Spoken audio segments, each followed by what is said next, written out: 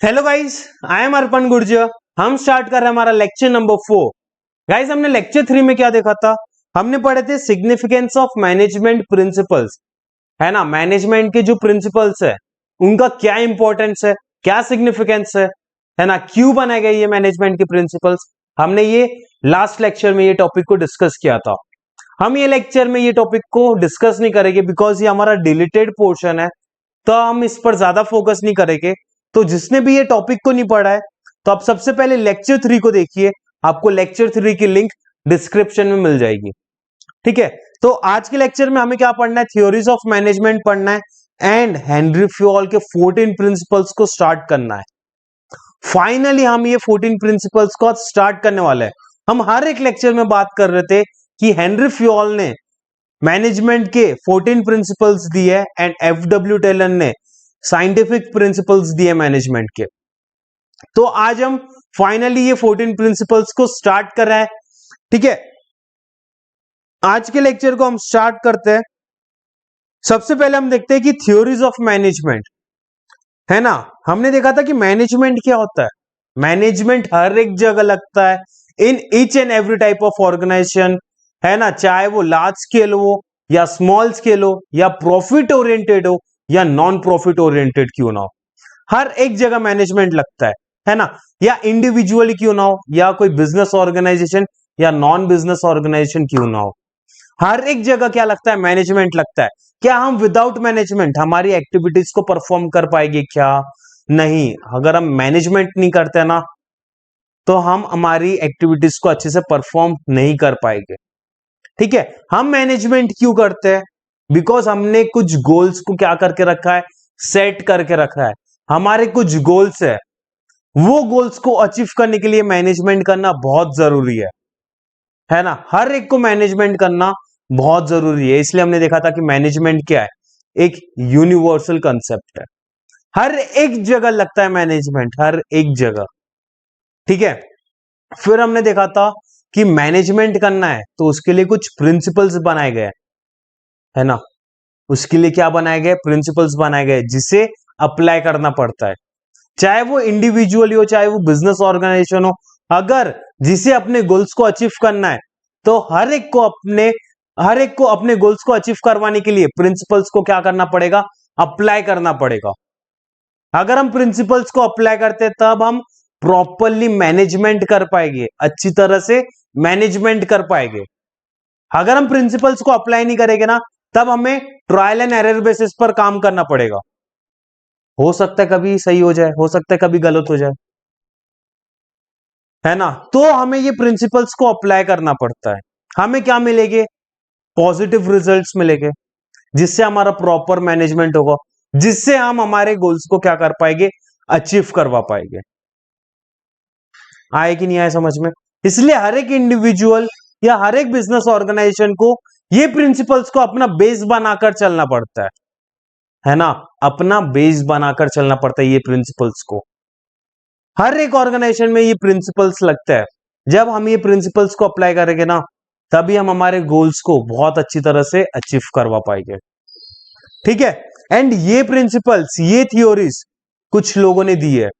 उनमें से एक है हेनरी फ्योल के 14 प्रिंसिपल्स जो हम आज स्टार्ट करने वाले हैं, एंड एक है एफडब्ल्यू टेलर जिन्होंने साइंटिफिक प्रिंसिपल्स दिए मैनेजमेंट के। आई बात समझ में? तो theories of management, management theories are the set of general rules. अच्छा, ये जो मैनेजमेंट के प्रिंसिपल्स है, जो थ्योरीज है, क्या प्रोवाइड करती है? जनरल गाइडलाइंस प्रोवाइड करती है ना। किससे? मैनेजर को, है कि नहीं।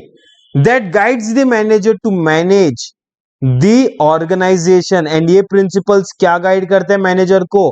कि वो अपने ऑर्गेनाइजेशन को अच्छे से मैनेज कर पाए। ठीक है, theories are an explanation to assist employees to effectively relate to the business goals and implement effective means to achieve the same. And ये theories, ये principles क्या करती है? एम्प्लॉयज को असिस्ट करती है जिससे वो लोग एकदम इफेक्टिवली काम कर पाए, जिससे वो अपने ऑर्गेनाइजेशन का प्रोडक्टिविटी लेवल बढ़ा पाए। ठीक है, जिससे क्या हो गया? हमारे गोल्स अचीव हो गए, ऑर्गेनाइजेशन के गोल्स अचीव हो गए। ठीक है। Various management thinkers have introduce theories, बहुत सारे लोग हैं जिन्होंने ये थ्योरीज को क्या किया है, इंट्रोड्यूस किया है। उसमें एक है हेनरी फ्योल एंड एक है F W. Taylor, which are based on different approaches. And ये प्रिंसिपल्स किस पर बेस्ड है, डिफरेंट अप्रोचेस पर बेस्ड है। ये प्रिंसिपल्स क्या ऐसी बनाया जाता है क्या, नहीं, एक्सपेरिमेंट्स लगते हैं, है ना, सिस्टमेटिक स्टडीज करनी पड़ती है, ऑब्जर्वेशंस करने पड़ते हैं, फिर वो प्रिंसिपल्स बनाए जाते हैं, है ना। जिन्होंने भी ये प्रिंसिपल्स बनाए उन लोगों ने डिफरेंट अप्रोचेस को अडॉप्ट किया है, तब जाकर ये प्रिंसिपल्स बने, है ना, ये थ्योरीज बनी है मैनेजमेंट की। मैनेजमेंट थिंकर्स सच एज, कौन कौन है इनमें से, एक है फ्रेडरिक विंसलो टेलर, एक है एल्टन मेयो, एक है हेनरी फ्योल, एंड बहुत सारे लोग हैं, है ना, F W. Taylor, Elton Mayo, Henry Fayol and etcetera have introduced the theories which are based on different approaches. इन लोगों ने क्या किया है, कुछ प्रिंसिपल्स बनाए मैनेजमेंट के डिफरेंट अप्रोचेस के साथ, है ना, हर एक के अपने डिफरेंट अप्रोचेस है। This theories are applicable in all type of organisation. ये प्रिंसिपल्स, ये थ्योरीज हर एक ऑर्गेनाइजेशन में क्या है, एप्लीकेबल है। हमने देखा था कि जो प्रिंसिपल्स है ना, वो प्रिंसिपल्स यूनिवर्सली क्या है, एप्लीकेबल है, हर एक जगह एप्लीकेबल है, एंड सबके लिए ये सेम प्रिंसिपल्स है, चाहे वो इंडिविजुअली रहे, चाहे वो बिजनेस ऑर्गेनाइजेशन रहे, हर एक के लिए क्या है, ये प्रिंसिपल्स सेम है, ठीक है। With appropriate modifications, every manager can use these theories by adding some innovative technique and strategies.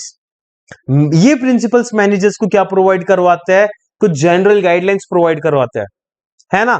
Manager चाहे तो एप्रोप्रिएट मॉडिफिकेशन कर सकता है ना, कुछ टेक्निक्स या कुछ स्ट्रेटेजीज लगा सकता है ये प्रिंसिपल्स में, फिर उसे अप्लाई कर ले चलेगा, लेकिन ये प्रिंसिपल्स को अप्लाई करना बहुत जरूरी है according to the situation, nature, size and requirement of the organisation, की ऑर्गेनाइजेशन की क्या रिक्वायरमेंट्स है, कैसी सिचुएशन है ना, वो ऑर्गेनाइजेशन का नेचर कैसा है, साइज कैसा है, उसके अकॉर्डिंग हम क्या करेंगे, अपने प्रिंसिपल्स को अप्लाई करवाएंगे, है ना। एंड ये प्रिंसिपल्स मैनेजमेंट करने में बहुत हेल्प करता है। आई बात समझ में, पक्का। It means this old theories are basis of modern management theories. Organisation, workforce and societies are facing some common problems. कुछ ऑर्गेनाइजेशन, कुछ वर्कफोर्स, कुछ सोसाइटीज कुछ प्रॉब्लम्स को फेस कर रहे हैं, है ना, such as centralisation of authority, stress, low motivation, environmental issues, behavioural problems, health problem, work life balance, accountability and etc. Theories of management definitely provide solution in such issue of the management people. ये जो theories है ये definitely कुछ ना कुछ solutions provide करेगी जिससे ये problems क्या हो पाए, solve हो पाए, ठीक है। इसलिए अगर हमारे ऑर्गेनाइजेशन के गोल्स को या हमारे इंडिविजुअली गोल्स को अचीव करना है तो हमें ये प्रिंसिपल्स को अप्लाई करना बहुत जरूरी है, जो क्या हेल्प करता है, हमारे मैनेजमेंट करने में हेल्प करता है ना, हमारे गोल्स को अचीव करवाने में हेल्प करता है। आई बात समझ में, पक्का। फिर हम स्टार्ट करते हैं हमारे हेनरी फ्योल के 14 प्रिंसिपल्स, है ना, मैनेजमेंट के 14 प्रिंसिपल्स जो हेनरी फ्योल ने दिए। Henry Fayol's administrative theory of management, है ना। तो प्रिंसिपल स्टार्ट करने से पहले हेनरी फ्योल के बारे में तो जान लेते हैं कि ये कौन थे, है ना, क्या करते थे, फिर हम उनके प्रिंसिपल्स को पढ़ते हैं। Henry Fayol was a French mining engineer who turned a leading industrialist and a successful manager. Henry Fayol क्या थे, एक फ्रेंच माइनिंग इंजीनियर थे, ठीक है। He started his career as a mining engineer in a French mining company and rose to the position of the chief managing director, है ना। इन्होंने अपना करियर कैसे स्टार्ट किया था, माइनिंग इंजीनियर के साथ स्टार्ट किया था, कौन सी कंपनी में, फ्रेंच माइनिंग कंपनी में, है ना। उसके बाद वो कौन सी पोजीशन पर थे, चीफ मैनेजिंग डायरेक्टर की पोजीशन पर थे, ठीक है। After conducting many experiments and observations, बहुत सारे एक्सपेरिमेंट्स एंड बहुत सारे ऑब्जर्वेशंस के साथ जो वो ऑर्गेनाइजेशन में काम करते थे ना, वहां पर बहुत सारे ऑब्जर्वेशंस, बहुत सारे एक्सपेरिमेंट्स करने के बाद उन्होंने कुछ 14 प्रिंसिपल्स प्रपोज किए थे, है ना। हमने देखा था कि प्रिंसिपल्स को बनाने के लिए बहुत मेहनत लगती है, बहुत हार्ड वर्क लगता है, ऐसे नहीं बनते, एक्सपेरिमेंट्स करने पड़ते हैं, ऑब्जर्वेशंस करने पड़ते हैं, सिस्टमैटिक स्टडीज करनी पड़ती है ना, तब जाकर ये प्रिंसिपल्स बनते हैं। तो हेनरी फ्यूल ने भी अपने ऑर्गेनाइजेशन में कुछ ऑब्जर्वेशंस किए, कुछ स्टडीज किए, तब जाकर उन्होंने 14 प्रिंसिपल्स को प्रपोज किया, है ना। Henry fuel proposed 14 principles of management which are explained in the famous book General and Industrial Administrations. उन्होंने ये 14 प्रिंसिपल्स अपनी बुक में अच्छे से एक्सप्लेन की है। वो फेमस बुक का नाम क्या है? General industrial and administration. इसे अंडरलाइन कर लेना क्योंकि ये 1 मार्क के लिए बहुत ज्यादा इंपॉर्टेंट है। Due to his contribution in development of managerial thoughts, उन्होंने मैनेजरियल के थॉट्स में अपना कुछ कंट्रीब्यूशन दिया है जिससे हम हमारे मैनेजमेंट को अच्छी तरह से कर पाएंगे, है ना। इसलिए उन्हें क्या कहा जाता है? Father of modern management.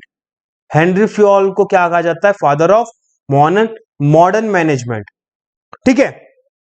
Henry fuel ने क्या सजेस्ट किया? 14 प्रिंसिपल्स ऑफ मैनेजमेंट सजेस्ट किया है। This statement serves as a guideline for decision making and managerial actions. ये जो 14 प्रिंसिपल्स दिए गए, ये क्या हेल्प करते हैं? मैनेजर को कुछ जनरल गाइडलाइंस प्रोवाइड करवाते हैं एंड जिससे हम मैनेजमेंट अच्छा कर पाए, उसमें भी ये प्रिंसिपल्स क्या करते हैं? हेल्प करते हैं, है ना। हमारे मैनेजमेंट के जो डिसीजंस है, एक्शंस है, हम उसे क्या कर पाए? अच्छे से कर पाए। ये प्रिंसिपल्स वहां पर भी हेल्पफुल है। आई बात समझ में? तो प्रिंसिपल्स ऑफ मैनेजमेंट स्टार्ट करते हैं। हमारे प्रिंसिपल्स ऑफ मैनेजमेंट, है ना। ये प्रिंसिपल्स को स्टार्ट करने से पहले हम एक एग्जांपल देखते हैं जिसकी मदद से हमारे मोस्टली प्रिंसिपल्स समझ में आ जाएंगे, है ना। तो एक एग्जांपल देखते हैं। हमने एक एग्जांपल लिया था हमारी क्रिकेट टीम का। हमने एक एग्जांपल लिया था, है ना, क्रिकेट टीम का। तो एक क्रिकेट टीम में कितने प्लेयर्स रहते हैं? 11 प्लेयर्स रहते हैं एंड एक एक्स्ट्रा मैन रहता है ना, 12th मैन। तो मैंने यहां पर अपनी पूरी टीम बनाकर रखी है। मैंने उनके नाम भी लिख कर रखे हैं ना, उनके ऑर्डर्स में नाम लिख कर रखे हैं। सर आप लोग बोलोगे, सर बोले ऑर्डर में क्यों लिख कर रखे? क्यों आपने पूरी क्रिकेट टीम के प्लेयर्स के नाम लिखे? समझते हैं, बस आप एग्जांपल समझो। अब एक क्रिकेट टीम में कितने प्लेयर्स रहते हैं? 11 प्लेयर्स रहते हैं ना, 11 प्लेयर्स। कुछ बैटिंग करते हैं, एक विकेट कीपर रहता है, कुछ बॉलर्स रहते हैं। अगर हमारी पाकिस्तान के साथ मैच चल रही है ना, हमने टॉस जीता, हमने पहले बैटिंग करने का फैसला किया, है ना। हमें अब अच्छा सा स्कोर खड़ा करना है, अच्छा सा स्कोर। सबसे पहले हमारी बैटिंग है। अब पाकिस्तान के फास्ट बॉलर्स को सबसे पहले कौन फेस करेगा? कौन जाएगा सबसे पहले बैटिंग करने? हमारे पास बहुत सारे बैटिंग ऑर्डर्स में है ना, तो सबसे पहले बैटिंग करने कौन जाएगा? MS धोनी, हार्दिक पांड्या? नहीं। क्यों? बिकॉज उनके पास वो स्किल्स नहीं है ना, वो क्वालिटीज नहीं है, वो कैपेबिलिटीज नहीं है जिससे वो लोग फास्ट बॉलर को नए बॉल से फेस कर पाए। वो क्वालिटीज है, वो कैपेबिलिटीज नहीं है ना। तो सर बोले किसको उतारेंगे? तो उसके लिए जो ओपन करते हैं, है ना, जो सबसे पहले बैटिंग करने जाते हैं, उनके पास वो क्वालिटीज रहती है, वो कैपेबिलिटीज रहती है। बिकॉज वो बार बार हर एक मैच में ओपन करते हैं, है ना, हर एक मैच में फास्ट बॉलर को फेस करते हैं नए बॉल से। तो उनके पास वो क्वालिटीज है, वो कैपेबिलिटीज है नए बॉल से खेलने की, एक अच्छा सा स्टार्ट देने की, है ना। तो अपने अपने टीम से कौन जाता है? रोहित शर्मा एंड शिखर धवन, है ना। सबसे पहले यही जाते हैं ना बैटिंग ऑर्डर में ओपन करने। तो इनके पास क्या है? वो कैपेबिलिटीज है, वो क्वालिटीज है, वो स्किल्स है नए बॉल से खेलने की, है या नहीं। फिर हमने अराउंड 180 का स्कोर खड़ा किए, है ना। अब आती है हमारी बॉलिंग की बारी। तो जब हमारी बॉलिंग आएगी तो सबसे पहले बॉलिंग कौन करेगा? किसे बॉल दिया जाएगा सबसे पहले बॉलिंग करने? विराट कोहली को, हार्दिक को? क्यों? वो तो बॉलर्स है ना। तो फिर उन्हें क्यों नहीं देंगे? बिकॉज उन्हें नए बॉल से बॉलिंग करने की आदत नहीं है ना। नए बॉल से कौन बॉलिंग करेगा? जो हमारे पेसर्स है ना, जो नए बॉल से बॉलिंग करते हैं, जिन्हें आदत है, जिनके पास वो क्वालिटीज है, वो स्किल्स है नए बॉल से बॉलिंग करने की, उन्हें पहले बॉल दिया जाएगा ना, कि नहीं? किसे देंगे? मोहम्मद शामी, भुवी या बुमराह, है ना? इनके पास क्या वो क्वालिटीज है नए बॉल से बॉल करने की। अरे सर बोले आप हमें प्रिंसिपल्स पढ़ा रहे हो या ये एग्जाम्पल बता रहे हो क्रिकेट का? समझो क्या है, हमने क्या कर दिया, सारे प्लेयर्स के क्वालिटीज कैपेबिलिटीज के हिसाब से हमने एक ऑर्डर फॉर्म किया, है ना?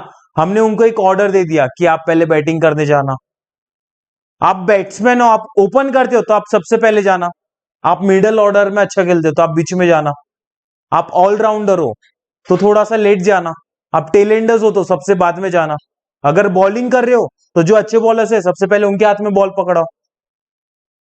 तो ये क्या कर रहे हैं, हम हमारे काम को डिवाइड कर रहे हैं ना, हमारे काम को डिवाइड कर रहे हैं। हमारे जितने भी 11 प्लेयर्स है उनको अपना अपना काम दे रहे हैं। मतलब क्या, हम हमारे काम को डिवाइड कर रहे हैं उन प्लेयर्स में, उनकी क्वालिटीज, उनकी कैपेबिलिटीज, उनके स्किल्स के हिसाब से उन्हें काम दिया जा रहा है अपना। तो ये क्या है, ये डिवीजन ऑफ वर्क है ना? जो बैटिंग करता है अच्छी, उन्हें बैटिंग करो, जो बॉलिंग करता है उनसे बॉलिंग कर रहा हो, जो विकेट कीपिंग करता है उससे विकेट कीपिंग करो। तो हम क्या कर रहे हैं, यहां पर काम को डिवाइड कर रहे हैं। कैसे? उनके क्वालिटीज और कैपेबिलिटीज के हिसाब से। आए क्या समझ में? तो यही तो हमारा पहला प्रिंसिपल है। कौन सा? Principal of division of work. Division बोले तो बांटना, वर्क बोले तो काम, मतलब काम को बांटना।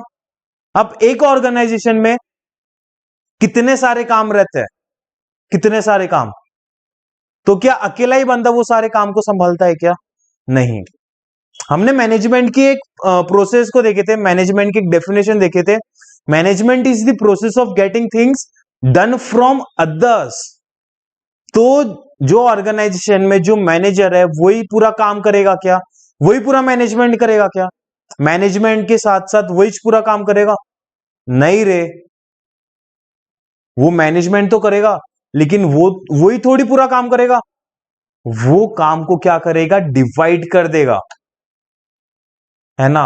वो क्या करेगा? एम्प्लॉयज को काम डिवाइड कर देगा। अरे सर बोले इक्वली डिवाइड कर देगी क्या पूरे ऑर्गेनाइजेशन के काम को? नहीं, एम्प्लॉयज की जैसी क्वालिटीज है, जैसी कैपेबिलिटीज है, उसके हिसाब से एम्प्लॉयज को काम दिया जाएगा ऑर्गेनाइजेशन में। इससे क्या होता है सर बोले, काम बांटने से क्या होगा? अरे अपने ऑर्गेनाइजेशन के एफिशिएंसी बढ़ेगी ना, अपने ऑर्गेनाइजेशन की एफिशिएंसी बढ़ेगी। अगर हम हमारे काम को डिवाइड कर दे रहे हैं तो टाइम पर काम होगा ना, हमारा आउटपुट ज्यादा मिलेगा, प्रोडक्टिविटी लेवल बढ़ेगा। इससे क्या हो रहा है, ओवरऑल हमारे ऑर्गेनाइजेशन की एफिशिएंसी बढ़ रही है कि नहीं? अच्छी तरह से काम किया जाएगा, प्रॉपर डिसीजंस लिए जाएंगे। जब अगर एक ही बंदे के ऊपर सारी रिस्पॉन्सिबिलिटीज आ जाएगी, अकेला ही बंदा पूरा काम करेगा, तो कैसे वो अच्छे से डिसीजंस लेगा?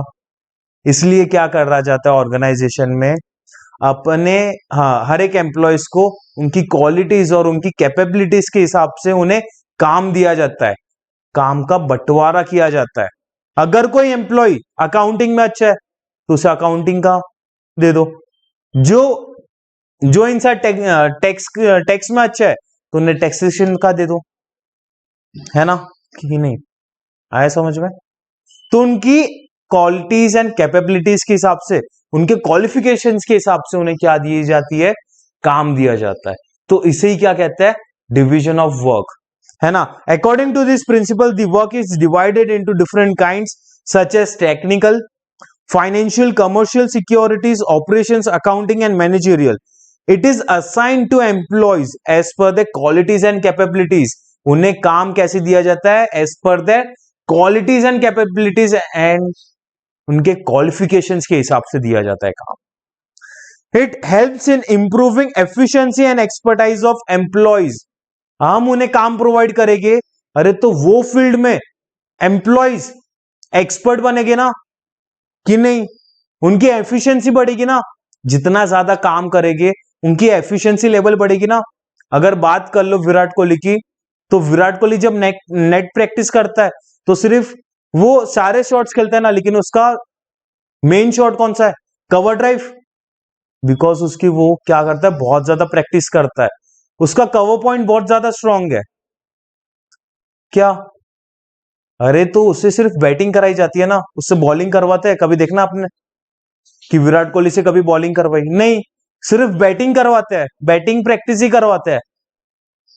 तो जो इंसान की कैपेबिलिटीज है, जो इंसान की क्वालिटीज है, अगर वो उसके ऊपर ही काम करेगा ना, तो उसकी एफिशिएंसी लेवल इंक्रीज होगी।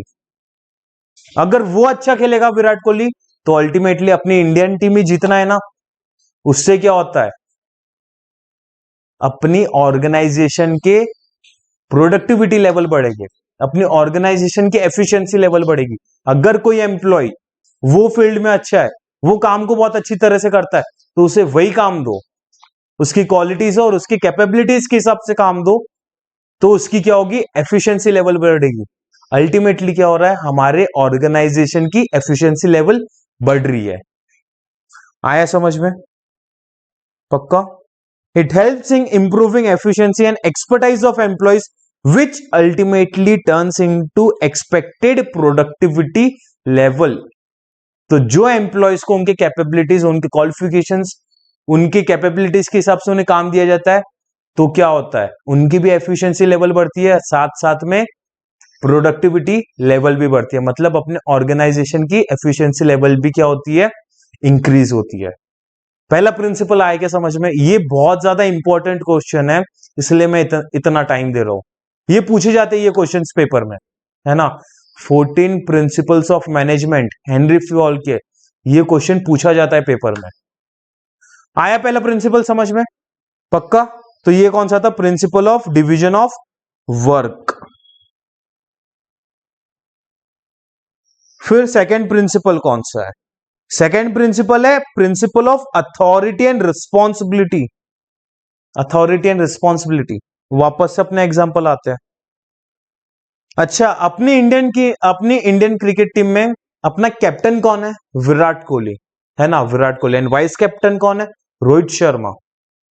तो जो कैप्टन है वही सारे डिसीजंस लेगा, है ना। जिसे कैप्टन बनाया गया है वही सारे डिसीजंस लेगा कि प्लेइंग 11 में कौन खेलेगा, आज के मैच में कौन खेलेगा, है ना, बैटिंग ऑर्डर कैसा रहेगा, कौन बॉलिंग करेगा सबसे पहले, है ना, किसे कहां पर फील्ड में लगाया जाएगा, ये सारे डिसीजंस कौन लेगा? कैप्टन लेता है ना। जब उसे कैप्टनशिप दी गई, मतलब उसे क्या दी गई? अथॉरिटी दी ना, पूरे टीम को चलाने की, पूरे टीम के डिसीजंस लेने की। उसे क्या दी गई है? अथॉरिटी दी गई है। तो जो इंसान को अथॉरिटी दी जाती है ना, वो इंसान रिस्पॉन्सिबल भी रहता है। अगर अपनी इंडियन क्रिकेट टीम जीतेगी मैच, कोई भी मैच जीतेगी, तो अच्छा किसे कहेंगे? विराट कोहली को। अच्छे डिसीजंस लिया ऑन फील्ड, है ना, अच्छा बैटिंग ऑर्डर जमाया। अगर हारती है तो भी किसे बोला जाता है? कैप्टन को ही बोला जाता है। क्यों? बिकॉज अथॉरिटी किसके हाथ में थी? उसके हाथ में थी ना। तो रिस्पॉन्सिबल भी कौन रहेगा? वही रहेगा। वैसी ऑर्गेनाइजेशन में ऐसे ही रहता है, जो इंसान को अथॉरिटी दी जाती है ऑर्गेनाइजेशन को संभालने की, वही इंसान क्या रहता है? रिस्पॉन्सिबल भी रहता है जवाब देने के लिए। अगर अच्छा होता है तो उसे शाबाशी मिलेगी, अगर खराब करता है तो लोग उसे ही बोलेंगे। आई बात समझ में? तो जो इंसान के पास अथॉरिटी रहती है वो इंसान रिस्पॉन्सिबल भी रहता है अपने काम के लिए और लोगों से काम करवाने के लिए। Principle of authority and responsibility, authority is right to take decisions. जिसके हाथ में अथॉरिटी है उसके पास राइट्स है कि वो क्या कर पाए? डिसीजंस ले पाए, है ना। It is necessary to get the things done appropriately from subordinates. क्या नेसेसरी है? कि वो अपने सबऑर्डिनेट से अप्रोप्रिएटली काम करवाए, है ना, कि नहीं? पक्का? Authority always comes with the responsibility. जो इंसान के पास अथॉरिटी रहती है वो इंसान रिस्पॉन्सिबल भी रहता है। If the manager is given the authority to complete a task within a given time, अगर कोई ऑर्गेनाइजेशन में कोई मैनेजर को काम दिया जाता है, उससे वही टाइम में खत्म भी करना पड़ता है। कुछ गिवन टाइम पीरियड में उसे अपना काम खत्म करवाना पड़ता है या खत्म करना पड़ता है. He should be held responsible if he does and not complete the work in the given time. वही इंसान रिस्पॉन्सिबल रहेगा अगर काम को खत्म भी कर देता है या करवा देता है. अगर नहीं करता, नहीं करवाता, तो भी वही रिस्पॉन्सिबल रहेगा. Manager should have proper authorities to take managerial decisions on his own in respect to the goal. तो मैनेजर खुद रिस्पॉन्सिबल है ना, मैनेजरियल डिसीजंस लेने में. अगर उसे अपने ऑर्गेनाइजेशन के गोल्स को अचीव करवाना है, तो जो इंसान के पास अथॉरिटी रहेगी वही इंसान क्या रहेगा, रिस्पॉन्सिबल भी रहेगा, है ना. तो मैनेजर अगर उसे अपने ऑर्गेनाइजेशन के गोल्स को अचीव करवाना है, तो उसे मैनेजरियल डिसीजंस लेने पड़ेंगे, है ना. अच्छे मैनेजरियल डिसीजंस लेने पड़ेंगे, तभी वो क्या करवा पाएगा, अपने ऑर्गेनाइजेशन के गोल्स को अचीव करवा पाएगा. आई बात समझ में. तो ये कौन सा प्रिंसिपल है, principle of authority and responsibility. फिर थर्ड है प्रिंसिपल ऑफ डिसिप्लिन. डिसिप्लिन, हम स्टूडेंट्स है तो हमें डिसिप्लिन का वर्ड तो बहुत अच्छे से समझता है ना. स्कूल में जाओ तो मेंटेन डिसिप्लिन, घर पर आओ तो मेंटेन डिसिप्लिन, कॉलेज जाओ तो मेंटेन डिसिप्लिन, क्लासेस जाओ तो भी मेंटेन डिसिप्लिन. डिसिप्लिन, अगर मैं क्रिकेट की बात करूं, जब पूरे 11 प्लेयर्स क्रिकेट फील्ड में उतरते हैं तो उन्हें डिसिप्लिन फॉलो करनी पड़ती है. मतलब क्या, क्रिकेट के कुछ रूल्स एंड रेगुलेशंस है ना, कुछ रूल्स एंड रेगुलेशंस रहते हैं. वो सारे रूल्स एंड रेगुलेशंस को स्ट्रिक्टली फॉलो करना पड़ता है. मतलब उन्हें एक डिसिप्लिन मेंटेन करनी पड़ती है कि नहीं. अगर वो लोग ऑन फील्ड उतरते हैं तो उन्हें एक डिसिप्लिन मेंटेन करनी पड़ती है. मतलब क्रिकेट के सारे रूल्स एंड रेगुलेशंस को फॉलो करना पड़ता है, एकदम स्ट्रिक्टली फॉलो करना पड़ता है, सारे प्रिंसिपल्स को फॉलो करने पड़ते हैं. आई बात समझ में. तो ये डिसिप्लिन क्या रहता है, discipline is the most essential thing in the organization. Organization में सबसे मेन चीज है डिसिप्लिन मेंटेन करना. Employees must obey and respect the rules that govern the organization. Organization के जितने भी रूल्स एंड प्रिंसिपल्स है, जितने भी रेगुलेशंस है, एक एम्प्लॉय को वो फॉलो करने पड़ते हैं. अगर हमें टाइम दिया जाता है कि हमें ऑर्गेनाइजेशन में 10 बजे पहुंचना है, मतलब 10 बजे पहुंचना ही है ना. ये रेगुलेशन को फॉलो करना है, ये रूल को फॉलो करना है. अगर हमें जो काम दिया जाता है वो गिवन पीरियड ऑफ टाइम में वो चीज खत्म होनी चाहिए, है ना. Discipline helps to achieve the goals in the organization. अगर आप प्रॉपर डिसिप्लिन मेंटेन करोगे तो ये हेल्प करता है क्या, हमारे ऑर्गेनाइजेशन के गोल्स को अचीव करवाने में. अगर आप प्रॉपर रूल्स एंड रेगुलेशंस को फॉलो करोगे, प्रॉपरली काम करोगे, सीधी सी बात है अपनी एफिशिएंसी लेवल बढ़ेगी, अपनी प्रोडक्टिविटी लेवल बढ़ेगी, है ना. तो इससे क्या हो गया, अपने ऑर्गेनाइजेशन के गोल्स भी अचीव हो रहे हैं ना. जब आप डिसिप्लिन मेंटेन कर रहे हो, अगर आप डिसिप्लिन ही मेंटेन नहीं करोगे तो आप कैसे काम करोगे. Good discipline is the result of effective leadership. अगर अच्छी डिसिप्लिन मेंटेन है ना तो उसे इफेक्टिव लीडरशिप भी कहा जाता है. अगर एक इंडियन क्रिकेट टीम में अगर एक प्रॉपर डिसिप्लिन मेंटेन रहती है ना, ऑन फील्ड एकदम अच्छी तरह से डिसिप्लिन मेंटेन रहती है, तो ये किसकी निशानी है, एक अच्छी लीडरशिप की निशानी है कि नहीं. There must be a clear understanding between the management and the workers regarding the organizational rules.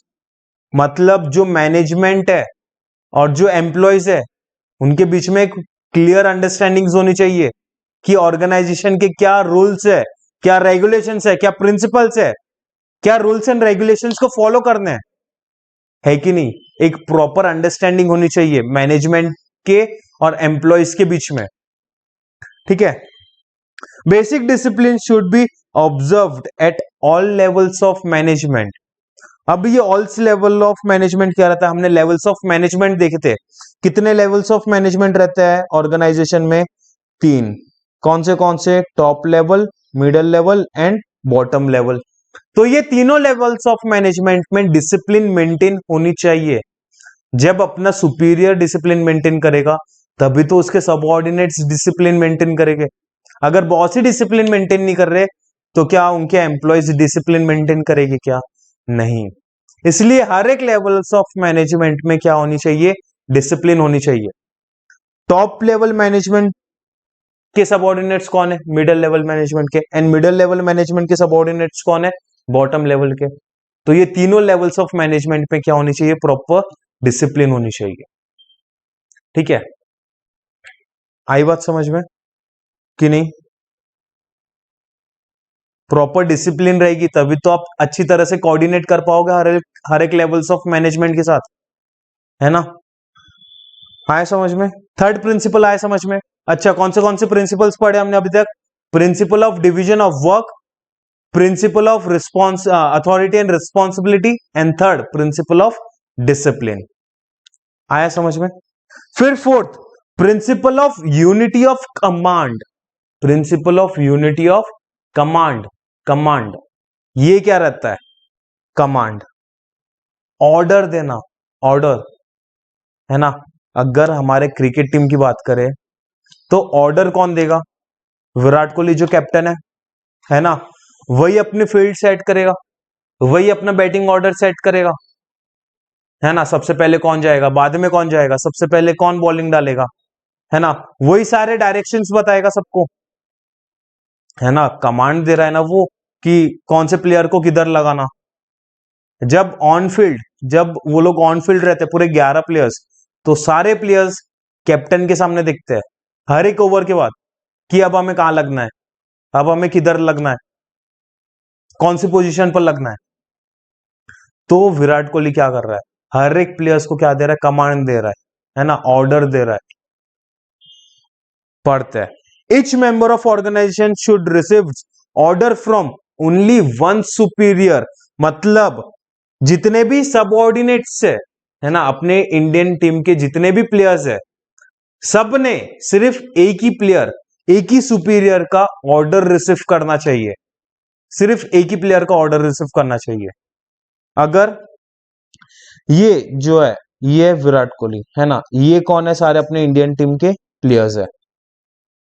तो विराट कोहली क्या करेगा, सारे प्लेयर्स को ऑर्डर देगा, एंड ये सारे सबऑर्डिनेट्स ने सिर्फ इनका ही क्या करना चाहिए, ऑर्डर रिसीव करना चाहिए। एक ही सुपीरियर का क्या रिसीव करना चाहिए, ऑर्डर रिसीव करना चाहिए। इसलिए लिखा है each member of the organization, organization में जितने भी मेंबर्स है, जितने भी मेंबर्स है, सब ने सिर्फ एक ही सुपीरियर से ऑर्डर रिसीव करना चाहिए, सिर्फ एक ही सुपीरियर से क्या करना चाहिए, ऑर्डर रिसीव करना चाहिए। ठीक है, this principle helps in managing conflicts and solving disputes among people in the organisations. ये जो प्रिंसिपल है किसमें हेल्प करता है, अगर कोई एम्प्लॉयज के बीच में झगड़े हो जाए, डिस्प्यूट्स हो जाए, तो उसे सॉल्व करवाने में ये प्रिंसिपल हेल्प करता है। अगर सुपीरियर कोई कमांड दे रहा है आपको, है ना, कोई ऑर्डर दे रहा है, तो उसे रिसीव करना चाहिए, उसे फॉलो करना चाहिए। ठीक है, it also helps in avoiding confusions, और सारे एम्प्लॉयज के बीच में कंफ्यूजन्स ना हो, है ना, किसी के भी दिमाग में कंफ्यूजन ना हो। तो जो सुपीरियर अपने को ऑर्डर देता है वो ऑर्डर को रिसीव करना चाहिए।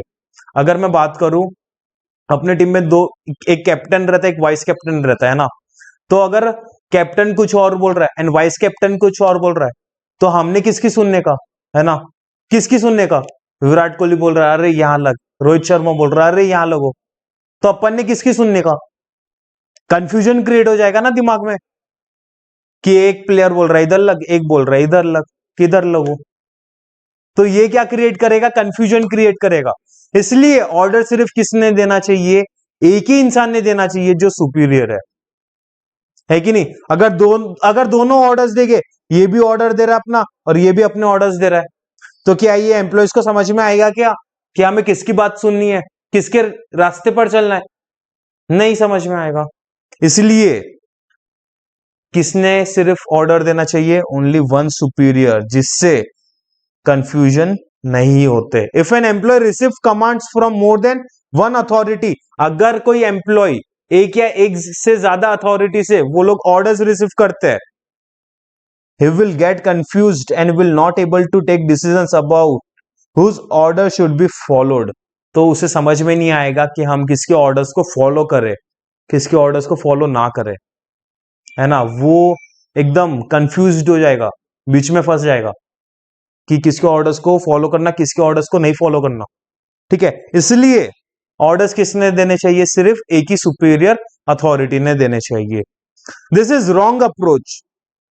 ये वाली कौन सी है? ये रॉन्ग अप्रोच है। ये अप्रोच को फॉलो नहीं करना चाहिए कभी भी। एक से ज्यादा अथॉरिटीज ने अपने सबऑर्डिनेट्स को ऑर्डर्स नहीं देने चाहिए। ठीक है, for this organizational hierarchy should be well defined. Each employee should know his immediate superior and should receive orders from him only. तो ऑर्गेनाइजेशन में क्या होता है? टॉप मैनेजमेंट मिडिल लेवल को देता है, middle level management bottom levels को क्या प्रोवाइड करवाता है? इंस्ट्रक्शंस प्रोवाइड करवाता है ना कि नहीं? आया समझ में? पक्का? तो टॉप लेवल मैनेजमेंट का सबऑर्डिनेट कौन है? मिडिल लेवल का सबऑर्डिनेट कौन है? Bottom level. तो ये किसे इंस्ट्रक्शंस फॉलो करवाएगा? इसे मिडिल लेवल किसे प्रोवाइड करवाएगा इंस्ट्रक्शंस? किसे देगा? बॉटम लेवल को। आई बात समझ में? पक्का? तो principal of unity of command भी बहुत ज्यादा जरूरी है ऑर्गेनाइजेशन में। अगर कंफ्यूजन क्रिएट नहीं करवाना है ना, अगर किसी के बीच में झगड़े नहीं होने चाहिए, तो सिर्फ एक ही सुपीरियर ने अपने ऑर्डर्स देने चाहिए अपने सबऑर्डिनेट्स को, है ना? आई बात समझ में? फिर देखते हैं हमारा फिफ्थ प्रिंसिपल कौन सा है? Principle of unity of direction. कौन सा प्रिंसिपल है? Unity of direction. मतलब क्या? मतलब अपने एग्जाम्पल पर आते हैं वापस से। अगर Indian cricket team on field उतरती है तो उनके पास कोई ना कोई प्लान बना रहता है ना, है कि नहीं? कोई ना कोई प्लान बना रहता है कि कैसे खेलना, कैसे नहीं, है ना? सामने वाली टीम को कैसे हराना। तो ये पूरा प्लान प्रिपेयर रहता है। तो क्या हर एक प्लेयर अपना अपना प्लान बनाता है क्या? नहीं।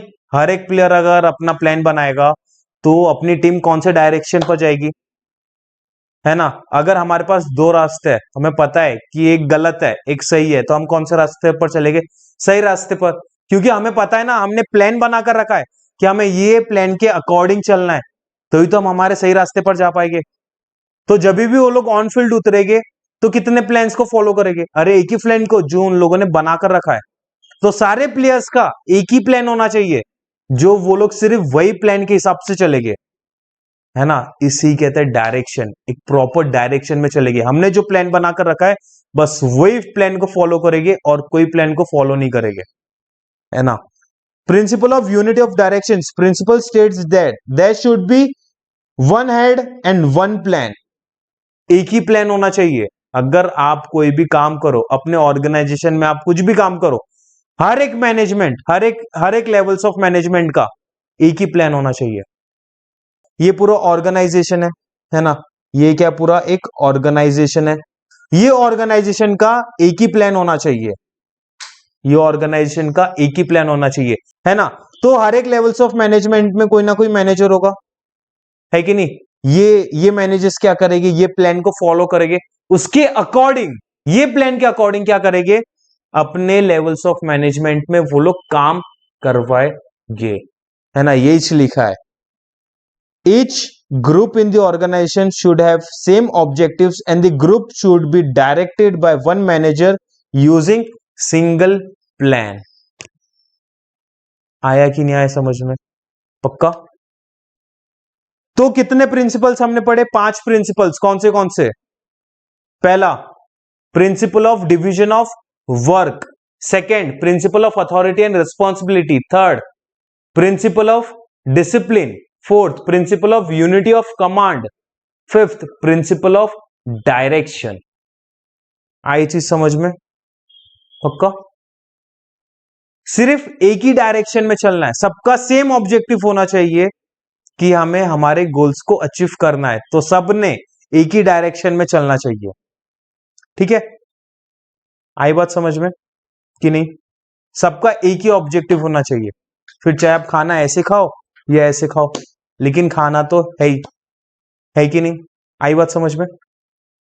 फिर सिक्स्थ है principle of subordination of individual interest to organizational interest. ये क्या होता है? Principle of subordination of individual interest to the organizational interest. सपोज अगर रोहित शर्मा बैटिंग करने उतरता है ना, वो अच्छा स्टार्ट देता है अपनी टीम को, बहुत अच्छा स्टार्ट देता है, तो वो क्या अपने खुद के इंटरेस्ट के लिए खेलेगा क्या? वो अपने खुद के लिए खेलेगा क्या? नहीं, उसका क्या एम है कि मैं अपनी टीम को पहले अच्छा सा स्टार्ट दिलाऊं, है ना, उसका वो एम है। तो उसके दिमाग में क्या चल रहा है? मुझे अपनी टीम के लिए अच्छा करना है, मेरे लिए तो मैं देख लूंगा, मेरे को क्या करना है, अपनी टीम के लिए अच्छा करना है। तो इसलिए कभी भी वो अपनी सेंचुरी के पीछे पड़ा रहता है क्या? नहीं। हाँ, जब वो 95 में आता है तब वो रन बॉल खेलता है। तो सबसे पहले उसके दिमाग में क्या था कि मुझे अपनी टीम को एक अच्छा सा स्कोर बनाकर देना है, एक अच्छी सी स्टार्ट देना है ना। जब वो 95 पर पहुंचा, इसका मतलब उसने अपनी टीम को अच्छी स्टार्ट दी ना। तो सबसे पहले किसका हमें किसके लिए काम करना चाहिए? हमारे ऑर्गेनाइजेशन के लिए, है ना। वो सबसे पहले किसके लिए काम करेगा? अपने टीम के लिए, फिर वो अपने बारे में सोचेगा। तो कभी भी हम काम करें कोई भी ऑर्गेनाइजेशन में, तो हमारा इंटरेस्ट सबसे पहले नहीं होना चाहिए। किसका इंटरेस्ट होना चाहिए? ऑर्गेनाइजेशन का इंटरेस्ट होना चाहिए। हमें किसके लिए काम करना चाहिए? किसके इंटरेस्ट के लिए काम करना चाहिए? ऑर्गेनाइजेशन के लिए। पहले हमारे ऑर्गेनाइजेशन के गोल्स देखने चाहिए, फिर हमारे गोल्स को आप देखो, फिर इंडिविजुअल के गोल्स को देखो, है ना। इसी क्या कहते हैं? Principle of subordination of individual interest to organizational interest. सबसे पहले अपने ऑर्गेनाइजेशनल के इंटरेस्ट के बारे में सोचो, फिर अपने बारे में सोचो, है कि नहीं?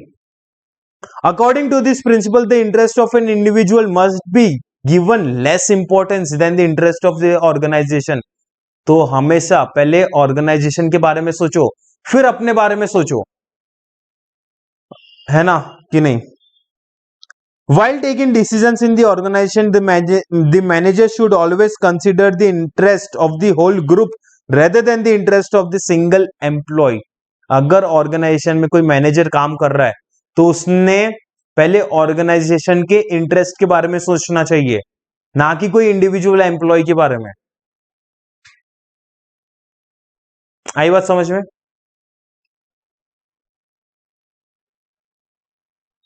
Similarly, the employees should protect the interest of the organization first. वैसे ही एम्प्लॉयज की भी रिस्पॉन्सिबिलिटी है कि वो अपने ऑर्गेनाइजेशन के बारे में पहले सोचे, फिर वो अपने बारे में सोचे। And his personal interest should be subordinated. For example, in every game, the players are always thinking about winning the match as a team rather than the individual records. है ना, रोहित शर्मा की बात की अपन ने, वो क्या सोचेगा कि मुझे अपनी टीम को जिताना है, एक अच्छा सा टारगेट, एक अच्छा सा स्कोर बनाकर देना है ना, एक अच्छी सी स्टार्ट देना है। वो क्या करता है? ऑलवेज अपनी टीम के बारे में सोचता है पहले, फिर वो अपने बारे में सोचेगा, फिर वो अपने इंटरेस्ट के लिए सोचेगा। जब वो 90s में आता है, फिर वो रन बॉल खेलना चालू करता है ना, तब वो क्या सोचेगा? अपने इंटरेस्ट के बारे में सोचेगा, बिकॉज उसे पता है ना कि मैंने अपनी टीम को एक अच्छी सी स्टार्ट दिला दी, है कि नहीं? तो सबसे पहले हमें किसके बारे में सोचना चाहिए? हमारे ऑर्गेनाइजेशन के इंटरेस्ट के बारे में सोचना चाहिए, फिर अपने इंडिविजुअल इंटरेस्ट के बारे में सोचना चाहिए। ठीक है, तो ऑलवेज पहला प्रेफरेंस किसका होगा? ऑर्गेनाइजेशन के इंटरेस्ट का, फिर हमारा। ये कौन सा प्रिंसिपल है? Principle of subordination of individual interest to the organizational interest. ठीक है, हमने कितने प्रिंसिपल्स पढ़े? 6 प्रिंसिपल्स। जल्दी से बोलते क्या साथ में? पहला प्रिंसिपल कौन सा? Principal of division of work. मतलब क्या? जैसे एम्प्लॉयज की क्वालिटीज है, कैपेबिलिटीज है, उनके अकॉर्डिंग उन्हें क्या दिया जाएगा? उनको काम दिया जाएगा।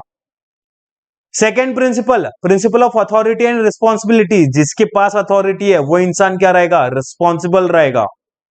थर्ड कौन सा है? Principle of discipline. Discipline maintain होनी चाहिए ऑर्गेनाइजेशन में, है ना। फोर्थ कौन सा है? Principle of unity of command. सिर्फ एक ही अथॉरिटी ने, सिर्फ एक ही सुपीरियर ने अपने सबऑर्डिनेट्स को क्या देने चाहिए? ऑर्डर्स देने चाहिए, है ना। फिर फिफ्थ है principle of unity of direction. सारे मतलब एक पूरे ऑर्गेनाइजेशन का एक ही गोल होना चाहिए, एक ही ऑब्जेक्ट होना चाहिए, एक ही प्लान बनना चाहिए। वो प्लान के हिसाब से वो लोग क्या करेंगे, अपने ऑर्गेनाइजेशन के गोल्स को अचीव करेंगे। हर एक लेवल्स ऑफ मैनेजमेंट में जितने भी मैनेजर्स काम करते हैं वो लोग एक ही प्लान को फॉलो करेंगे। हाँ, जब वो लोग प्लान को एग्जीक्यूट करेंगे तो उनके ऊपर डिपेंड करता है कि वो लोग कैसे फॉलो कर रहे हैं, है ना। फिर वो प्लान को फॉलो करने के लिए चाहे तो वो कोई और प्लान बना सकते हैं, मतलब चाहे वो ऐसे खाए या ऐसे खाए, अपने ऑर्गेनाइजेशन के प्लान को तो अचीव करवाना ही है ना। तो वही मेन प्लान एक बड़े से प्लान के अकॉर्डिंग चलेंगे। फिर हर एक लेवल्स ऑफ मैनेजमेंट, जो भी मैनेजर्स है हर एक लेवल्स में, उनके ऊपर डिपेंड करता कि वो लोग अपने प्लान को कैसे एग्जीक्यूट करवा रहे हैं। हाँ, फिर वो चाहे तो अपने काम करने के तरीके में कुछ चेंजेस ला सकते हैं, है ना, वो प्लान को फॉलो करवाने में कुछ चेंजेस ला सकते हैं, लेकिन सबका एक ही ऑब्जेक्टिव रहना चाहिए कि हमें हमारे गोल्स को अचीव करवाना है, हमारे ऑर्गेनाइजेशन के गोल्स को क्या करवाना है, अचीव करवाना है।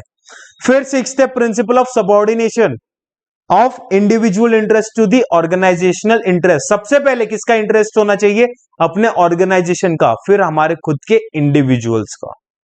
आई बात समझ में। ये हमने 6 प्रिंसिपल्स देखे हेनरी फ्यूऑल के 14 प्रिंसिपल्स ऑफ मैनेजमेंट में से हमने 6 प्रिंसिपल्स देखे। आगे की प्रिंसिपल्स को हम हमारे नेक्स्ट लेक्चर में कंटिन्यू करेंगे, है ना।